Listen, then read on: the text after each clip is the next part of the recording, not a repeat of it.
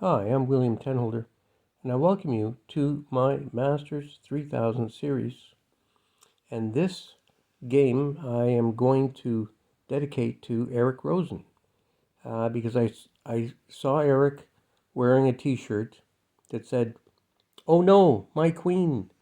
And I think it's important to really look at a game like this, see Alekhines' defense, and sometimes you throw an odd move out there.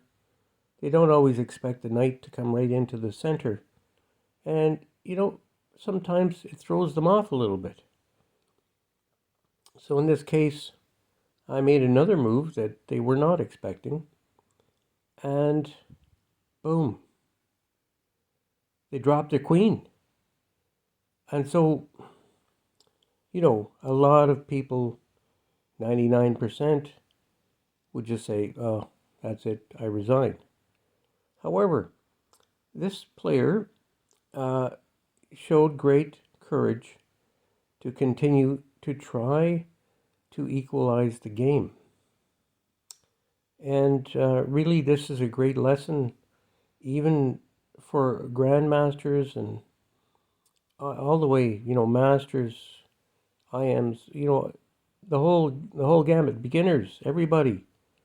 If you lose your queen, doesn't mean you've lost the game. So let's look at how resilient my opponent was here.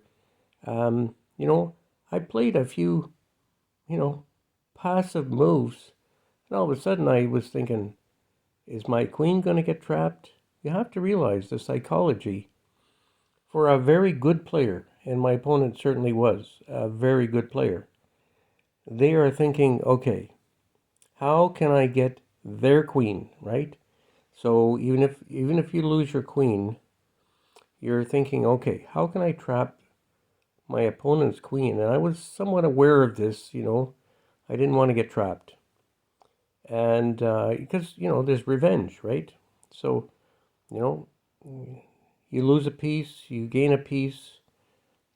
However it goes in the game, there's always this revenge factor going on. Oh, he got my piece, I got to get a piece. Got my queen, I got to get his queen. And so this is important, right? You have to realize they are upset at this point and they want to find some advantage. So they certainly did that, My opponent really tried hard. There were some points in this game that I talked over, and we can just quickly look at. There were points where they certainly did, make some moves. For example, there, you see, they moved their bishop back to f1. They did have a fork set up, right?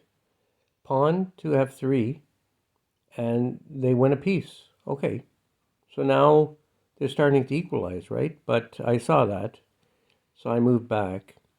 And so I call this kind of passive play. I'm just sort of waiting for them to give up in a way, right? You lose your queen. But I suggest to everybody, do not, do not give up. See what you can do because you have these possibilities. You could find a trick or a trap that helps you to equalize.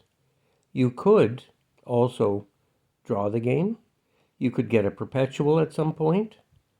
It's easier if you have your queen to do that, but it's possible to have a perpetual, and it is possible to have a stalemate. So if a draw is very important, and at the higher levels a draw is very important, then you need to keep playing. You need to find a possible solution to this situation. Now, I did actually take control of this game, and we can see clearly that they were not really keen to give up. And so we see how, you have to keep on eliminating pieces, and it's not over till it's over, you know. So I go through this at Magna speed. This is just some, a few clever tactics that are used during the game, and they, of course, at this point, decided to resign. Um, it's a great lesson for everybody, every level. Still, don't give up. They had 5 pieces left on the board. I had 5 pieces left on the board. There's so many possibilities. So don't give up. Oh no, I lost my queen. Well, I'm William Tenholder. I love to watch Eric Rosen play. He's awesome. Levy's awesome. Mr. Lopez is pretty awesome too with his speedrun. Chess.com. Yeah. Well, I hope you enjoyed this, and I hope you don't give up too easily. There are lots of tactics. I'm William Tenholder, and I love chess.